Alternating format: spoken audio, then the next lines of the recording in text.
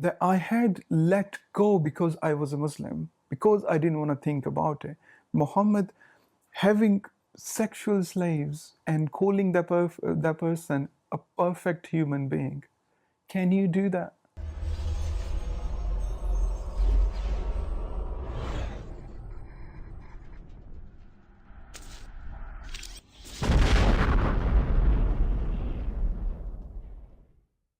Muhammad was born in the city of Mecca. Mecca was a religious and economic hub in the Arabian Peninsula because it had Kaaba in it. Kaaba is a house of God, or gods as it was back then. It housed 360 gods. It allowed all different religions to come in and do their worships or their pilgrimages and their sacred duties. That brought in a lot of business for Meccans. Meccans have established all this, they've made this economy for themselves solely based on their religion. And house, the Kaaba, whoever it was controlled by, was the most influential family in Mecca. And it was a tribalistic society. It was based on the tribes of that. And the Quraysh, the tribe Quraysh, was the controller or the bearer of the keys of Kaaba. And within the tribes, there's a clan of Banu Hashim, the Hashemites. And Muhammad was born in Banu Hashim to Abdullah and Amina. Abdullah died in Muhammad's infancy.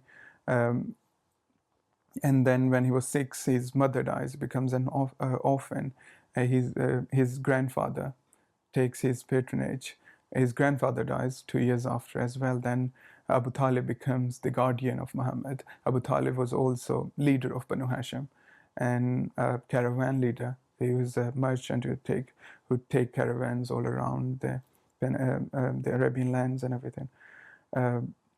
So yeah, he trained Muhammad as a merchant. He started taking him wherever he goes. Muhammad would go him, learning the trade, learning the merchant, going around in different cultures and different cities.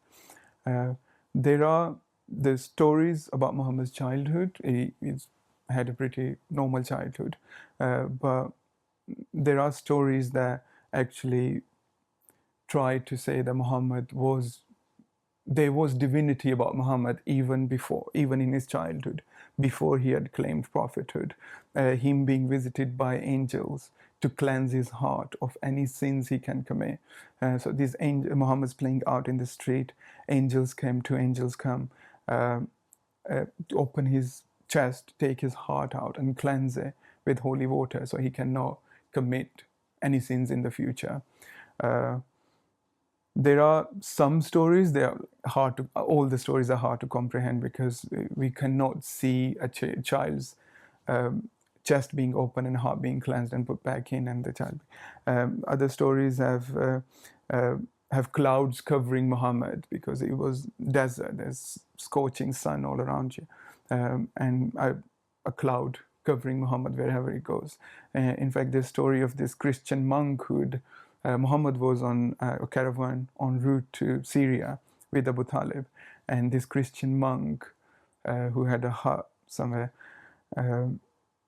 witnesses this cloud just covering this caravan traveling, and waits for them to make camp and goes invite them all to dinner because he wanted to see what was this cloud. Invites everybody and still doesn't figure out why was this cloud covering it. And then he asks Abu Talib, is everybody who was with you on this caravan present here, or you've left somebody behind? And Abu Talib says, oh, it's my nephew. I left my nephew behind. And then he says, okay, maybe this person who's left behind, there is something special about this person. There is something. And Halima, Muhammad's foster mother, his camel, she was poor. Her camel was old, bad in health, wouldn't travel as fast as healthy camels would. And when Halima would take Muhammad in her lap and sit on the camel would get healthy, starts traveling faster, in fact run. So there are some Muslims No, these are stories not all Muslims believe in, of course. Where I show you some Muslims do believe. Barelvis in Pakistan love these stories, trying to connect Muhammad to divinity even before his prophethood. Um, so, yeah, Muslims have always tried to link Muhammad to something more than Muhammad himself, something more than just a human, because he's special. Um, that's a brief background into Muhammad. So, Makkah at the time of Muhammad was a religiously pluralistic society. For them, more religions or more gods or notions of gods meant more business. They had, as I said earlier, they had established the whole economy for themselves, a healthy economy, just on the notion of religions, just allowing anybody from any parts of the world to come in, bring their gods, they'd house their god to this sacred place, Kaaba, and then you can perform your religious duties, whatever they are. And that meant more business for them. Most of the society is happy with that because that's bringing in business, that's bringing in money. But there are some people who want religion to be a guidance for your spirituality, not your economics. So they want religion and economics to be, or not. They don't want religion to be used for economic purposes. Religion's not a shop for them.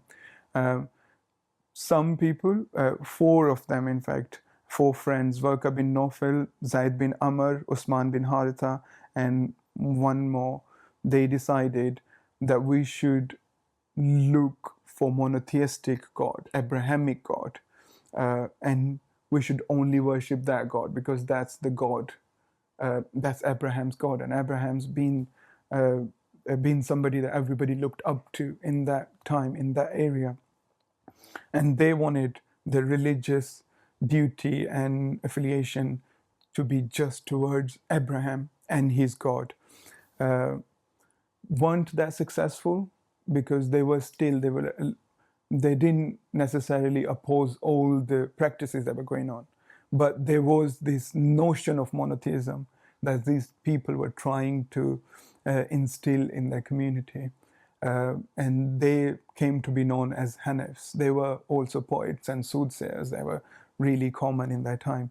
They came to be known as the Hanifs. And Muhammad, in his childhood, was inspired by Hanifs. He he had met. There is one incident that's even the new historians, the historians in past 50 years or so, do describe in the whenever they're talking about Muhammad, is the one of this meeting, Muhammad meeting Zaid just outside Makkah. Zaid had been on this retreat, or he's living in reclusivity, and Muhammad coming across, he sees him and says, "Oh Zaid, why do I see you being hated by your king in Mecca?" And then Zaid explaining what monotheism is, how having all these different gods doesn't help, how we should only be looking towards Abraham's God, and Muhammad taking that message to heart and trying to emulate whatever Zaid had been doing, taking religious retreats, spiritual retreats, meditation, going away in isolation and just working on your spirituality. And Muhammad had taken up that practice. He'd go to a cave on the Mount of Hira, that's not far from Makkah. He'd go there, be in isolation for days at a time, just working on his spirituality. And one time at the age of 40, when he's there, he feels a presence, and the presence reveals itself to be Gabriel, Jibrail, the angel.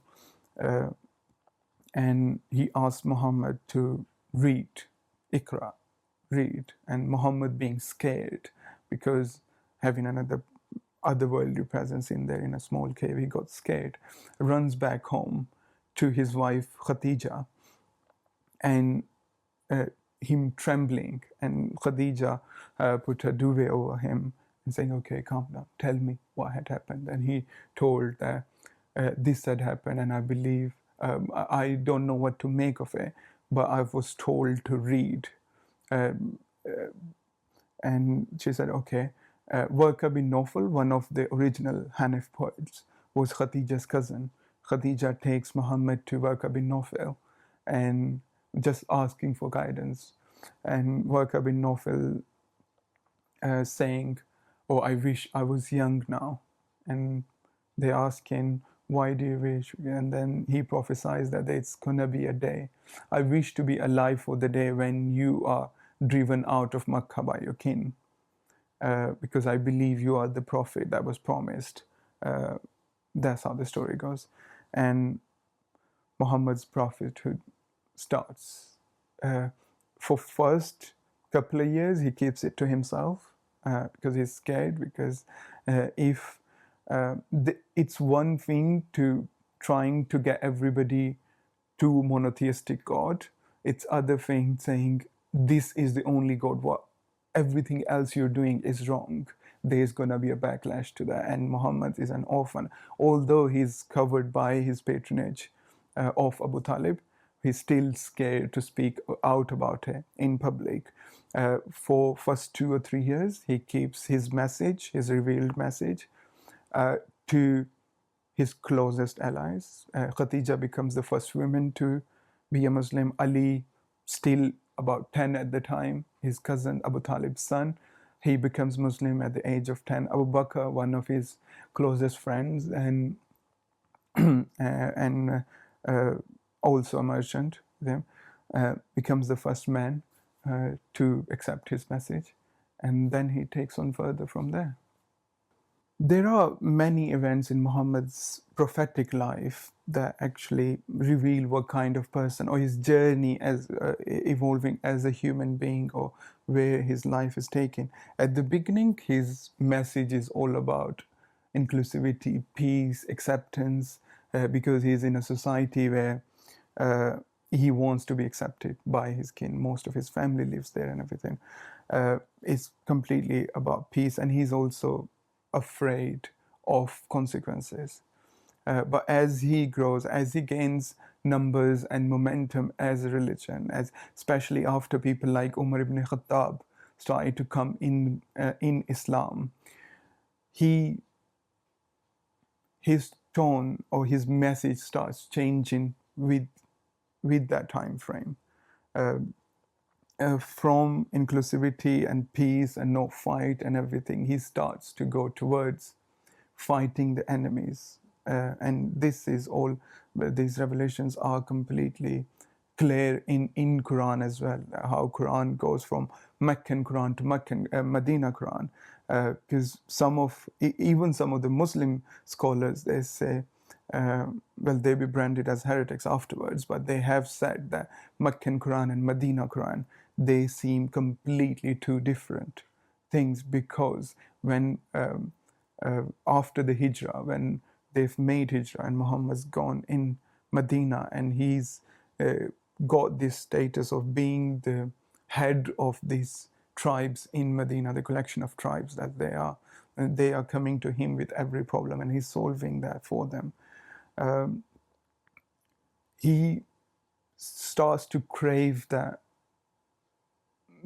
bit more. He wants his message or his version of how to govern a society to be applied throughout, at least on Makkah to begin with. That's where he starts to ask for a bit of violence in his message. Starts with the Khazrajids, because Medina could only sustain all these new refugees coming in for so long. Medina was not a business society, it was a agrarian society and agriculture. And these refugees coming in from Makkah, these new Muslims coming in, they have no experience in agriculture because they lived in a business society. Now, this is to sustain themselves in an agrarian society. Muhammad starts asking his followers to raid the caravans. They're passing nearby en route to Makkah. Caravan raiding, normal practice of the time. It's fine. But the problem arose when So there are these 4 sacred months of Islamic calendar now, but the calendar of the time, where fighting and raiding and killing and everything was forbidden. The months of Muharram, Rajab, Zilqad, and Zilhajj. Zilhajj being the pilgrimage month. But there comes a time when Muhammad had asked his followers in the month of Rajab to attack a caravan, and those followers taking a step back and saying, it's Rajab, we cannot really do that. But then Quran, there's a revelation. The Quran says it's okay for you to carry out this raid because it's coming out of necessity. I'll provide you with the reference number of the ayah. So there is that. And personally, Muhammad's personality starts to change. For first 25 years, so first 15 years before and 10 years after his prophethood, he's married to Khadija, only has one wife. After Khadija's death, and at the same time, he's gained more acknowledgement, he's gained more power by the day now. His behavior throughout everything is starting to change now. He started taking up more wives. Yes, he says, Islam says these wives were taken as political alliances or just trying to further this, but it's still a personality change. There's a massive change of being monogamous with one wife for 25 years, but then power comes and he started taking all these wives and starting cementing the relations with his friends as well, marrying his 2 daughters to Usman, taking Umar and Abu Bakr's daughters as his wife. And so there is one problem that arises. One is, if Muhammad is kept as a man of that time, there isn't much you can say against him, because at that time this all was happening anyways. The problem is when Muhammad's sunnah is still applicable today according to Islamic theology. That's where the problem is. That's why judging Muhammad by today's standards is a normal thing to do, because Islam says Muhammad is a perfect human being by any standards or any time. Or if you don't think Muhammad is perfect, that means your standards are wrong. But now we've developed into a society, or a human brain have developed so much that we do think child marriage is abhorrent, it's wrong. We would never do that. Many Muslims would never do that, right? But they still have to rationalize somehow, saying Muhammad's marrying a child is kind of okay. Yeah? And then even according to, there are some things that Muhammad did that didn't sit well within those society as well. One being marrying his adopted son's wife. Adopted sons in that time were treated as your own son. So much so that when Ali adopted Abu Bakr's son, Muhammad bin Abu Bakr, and Ali and Aisha had a war together, Abu Bakr's son, biological son, Ali's adopted son, fought for Ali, not for his sister Aisha, because he was adopted. And that society had a problem with that. So why are you marrying your own son's wife? This isn't what we stand. It's and then there's another revelation, allowing Muhammad to marry his adopted son Zaid bin Harsa's wife at the time, Zainab, asking Zaid to divorce, and Zaid divorces, and then he marries Zainab because Quran allows him to. Quran so far goes to say it's a privilege only afforded to you, to Muhammad and Muhammad alone. And then taking a 5th wife, because it didn't sit well with, at least with the Muslims of the time, because all the Muslim men are told you're only allowed 4 wives, right? And Muhammad is taking up more than 4 wives. And now they are complaining, saying, why are you, I thought Islam said we are all same, you're chosen from us.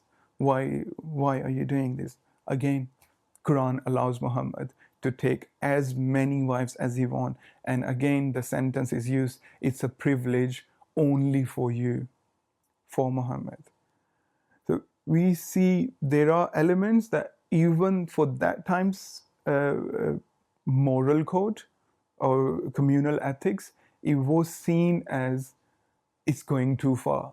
But Muhammad always justified it with Quran or with his supposed divinity, because he's the last chosen prophet of God. And then there are aspects that don't sit with us by today's standard, but they were okay in that time. But if we see Muhammad as today, if his sunnah and his hadith and everything he did is still considered perfect today, we have to call that out as well.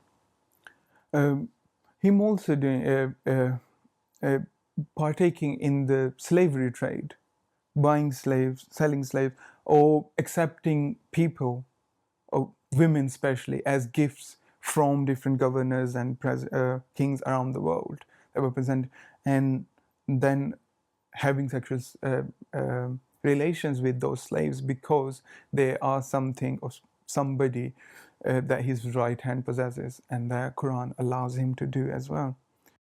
Quran claims to be infallible, and Muslims believe that, and whatever is coming for Quran, they would take on their faith and everything. But Hadith is something that even Muslims can question, and is something that I'd urge every Muslim to question, because Hadith is a source of knowledge that cannot be relied upon. Why? Because two of the biggest narrators of Hadith are Abu Huraira and Aisha. Aisha, we know, was 9 years old when Muhammad had started having sexual relations with her. But we know what's that called when a 54-year-old have sexual relations with a 9-year-old. And that would have a massive impact on Aisha's psychology. The most powerful man of the time is having a sexual relation with this child, and this child is growing up trying to rationalize everything that's going on around her, and that impact on her psychology would be massive. And whatever she's saying after that, she's just trying to rationalize it, just trying to think better of herself. And there's psychological aspect to it, that is just Aisha. And the second is Abu Huraira. Abu Huraira was a really questionable character. Abu Huraira became Muslim after the conquering of Taif, no, Khaybar, sorry. When Khaybar is conquered, after that, so maybe 3 years maximum before Muhammad's died. So Abu Huraira had been a Sahabi for 3 years with a questionable character. Umar didn't like Abu Huraira at all. Umar tried to hold him accountable for many things. Him making money off. I know it's very Shia thing to say because Shias don't like Abu Huraira. But even Umar didn't like Abu Huraira. You can find these narrations where Umar is asking Abu Huraira to be accountable for the things he's saying, or even him calling himself to be friend of Muhammad. And Umar would call him out, "You're not friends of Muhammad. You've only been Muslim for 2.5 years before he dies." And then when he becomes a governor of Bahrain, in actually under Umar's Khilafah as well, him spending, and then Umar saying, "I will lash your back out. I'll whip your back." And Umar actually did whip Abu Huraira because he'd used his powers of narrations for his own personal gain and make money off it. These two. Second, Hadiths are polluted with unauthentic narrations. Bukhari spent 16 years of his life going through more than 600,000 narrations at the time and only classifying 7,400 of them to be authentic. That's 1%. 99% Bukhari thought of the time were unauthentic, just pollution coming through, people using religion as they have done through ages for their own personal, political, or economic gains.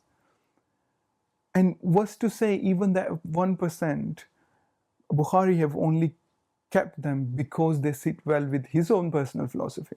If Bukhari had different religion or sectarian affiliation, his Sahih Hadiths would have been different. That's just how it is, right? Because he doesn't have any God-given power, so to say, to class those narrations authentic. Why is everybody's believing that? There is no claim of infallibility on them. And sheer pollution of how many bad hadiths were there. And even when Bukhari classes some of these hadiths authentic, they're still contradicting each other. There are hadiths in Bukhari, authentic hadiths that say Muhammad lived for 10 years in Makkah and 10 years in Medina. For the totality, that makes him a 60 years old man. Then in the same book, it says he lived 10 years in Makkah, 13 years in Makkah in total, and 10 years in Medina. What to choose from? Well, so hadith as a collection or as a source of knowledge cannot be relied upon. Then there is the problems with the chain of narration, the asnad. The first collection of hadiths is written down 185 years after the death of Prophet Muhammad. So that's oral narration going on for 200 years and then getting written down. And even then, when it's written down, any king in power can change it because victors get to write the history. It's as simple as that. And hadith is something that, yeah, I think every Muslim need to look at hadiths objectively and say most of them, there is no way you can attribute everything that's been said in these siyasatta, all the authentic hadiths back to Muhammad. First of all, Quran is not a scientific book, and even postmodern Muslim scholars have started saying that as well. Yasir Qadhi has said, let's keep Quran as a spiritual guidance or religious guidance, leave science to scientific method and scientists, because sciences need to be scrutinized and then made into facts or laws, and we cannot do that with Quran. As simple as that. It doesn't sit on the basic scientific principle of infallibility, of scrutinizing it, because it claims to be the absolute truth.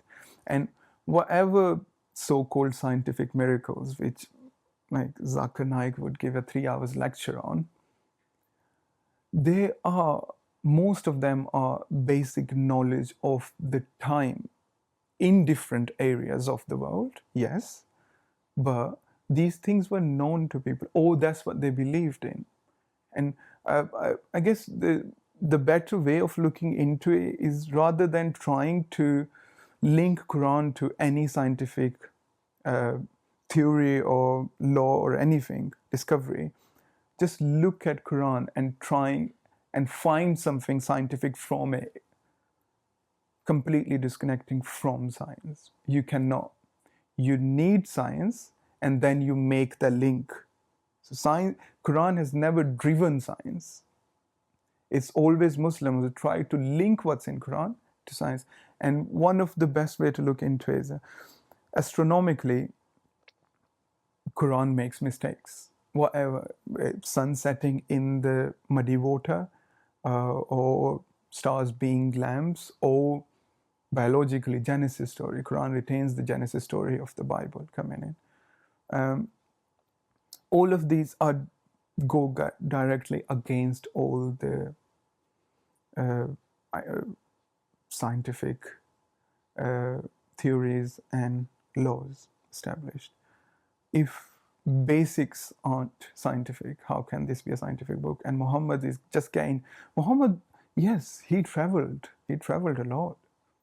He went to different parts of he went to Syria, he went to all other parts of Arabia. He's learned from everybody. We see he was a keen learner. There is no doubt in that. He was learning from Hanifs when he was 14. He was trying to work on himself, on his spirituality. He was doing that. Yes, power corrupts a person. He did Muhammad as well. But I don't I don't find any claims from early Islam, from Islam to be a scientific force. It didn't. Islam inspired some Muslims to look into things and discover things, sure, and any theology or any philosophy would. But even these people, Al-Biruni, Al-Kundi, all of these discoverers and inventors, they never attributed their success or their inventions to their religion, because they kept their religion and their profession or their profession separate. It's very new thing that we see. We are discovering new things, and with every new discovery or every new theory, any thinking Muslims would try to justify what they have believed in throughout their childhood. I certainly did. I needed to make sense of evolution. That set right against my religion, right? Because Genesis and evolution are worlds apart. But then you'd look into some other things that you can satisfy yourself, because science is something that can bring us closest to the reality of things. Science is something that can bring us as close as we can be to reality and truth. And when you see that going against your religion, you need to make a link between the two to make yourself feel better. And that's where you start just hanging on to straws, whatever you can find. And it can be a long shot. There were people who were trying to say that 9/11 was prophesied in Quran, because Quran says 2 birds would fly onto this tower. They would, a religious mind, because every person would think there are absurdities, right?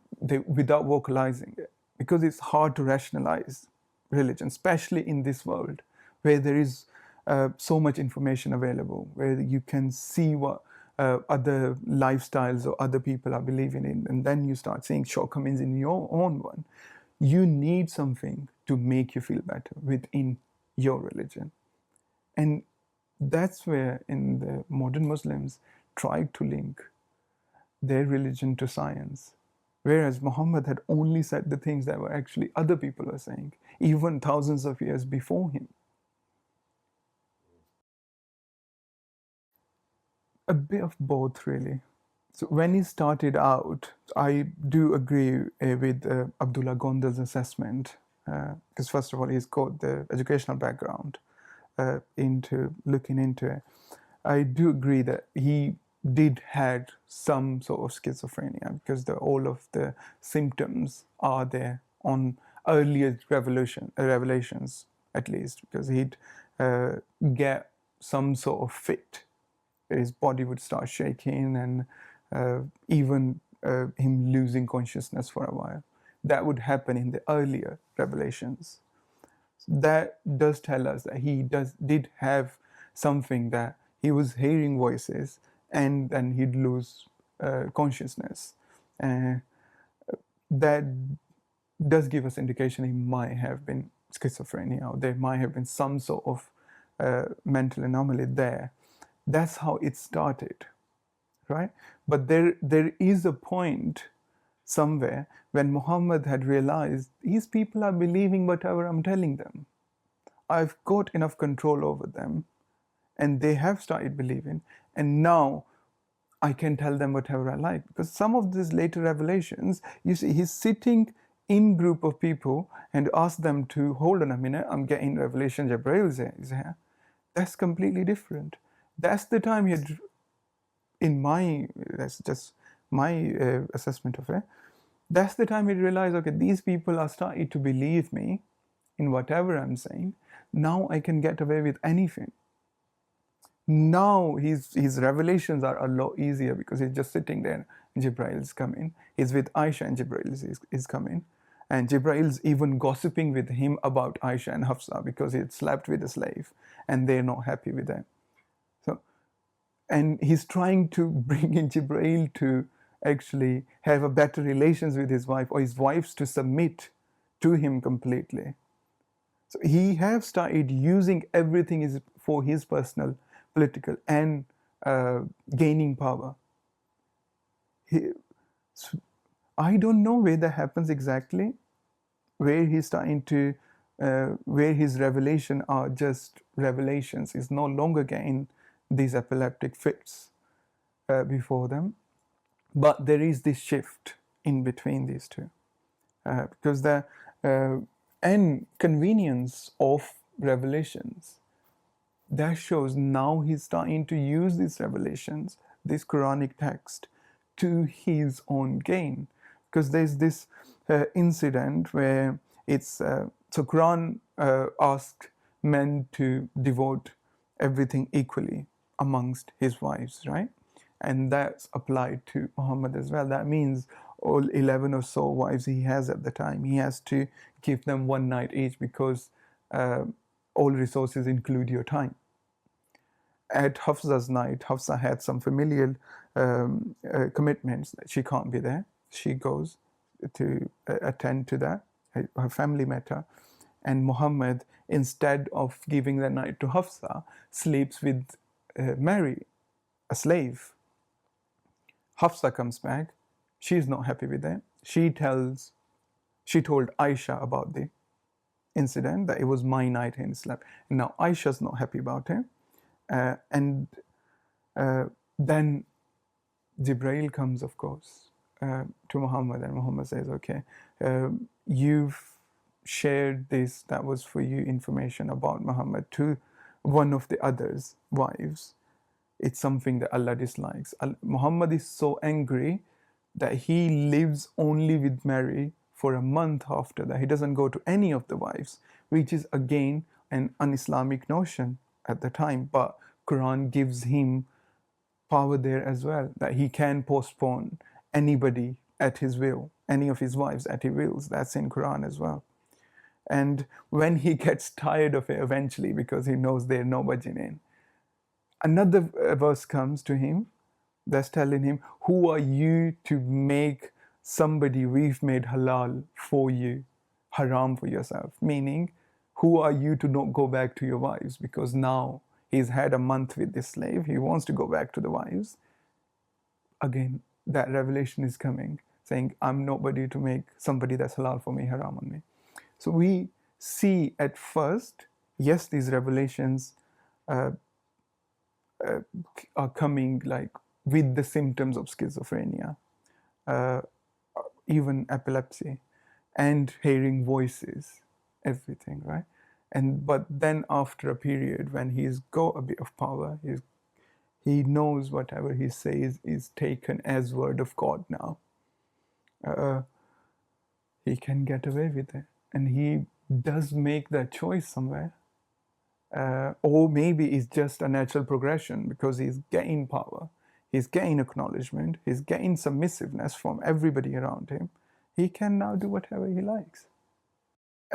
After 1400s of Islam's systematic indoctrination, it's really hard for Muslims of today to look into Muhammad as just a man.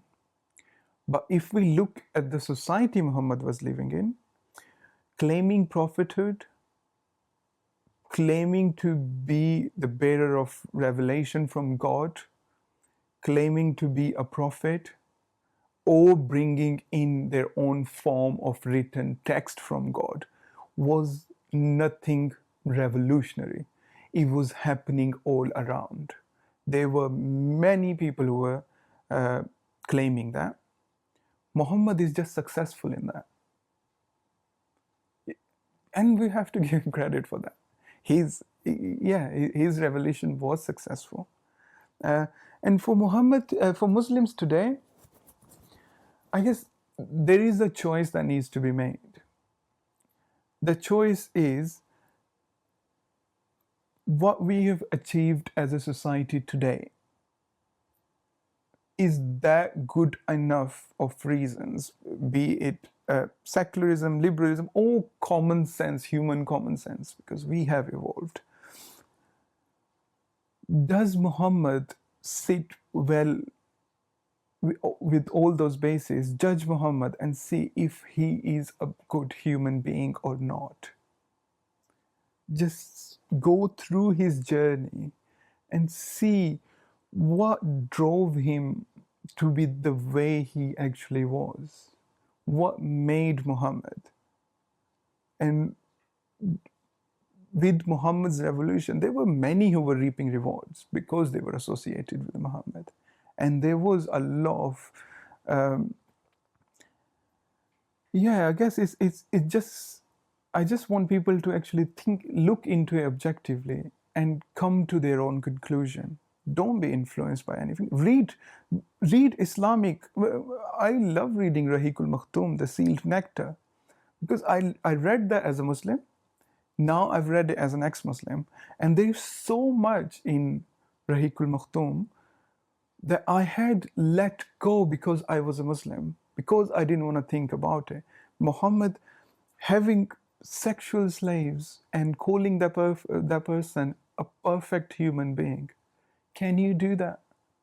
I guess I'd appeal to everybody's common sense, really, then, because theologically, I know how hard it is to look into Muhammad as just a human being, because it's Muhammad, it's somebody. If you say the word Muhammad, if the first words out of your mouth as a human being, as a child, is Muhammad, your parents are going to be more happy than you calling them mother or father. It's to that level. You're born, in your ears, you're told you're a Muslim.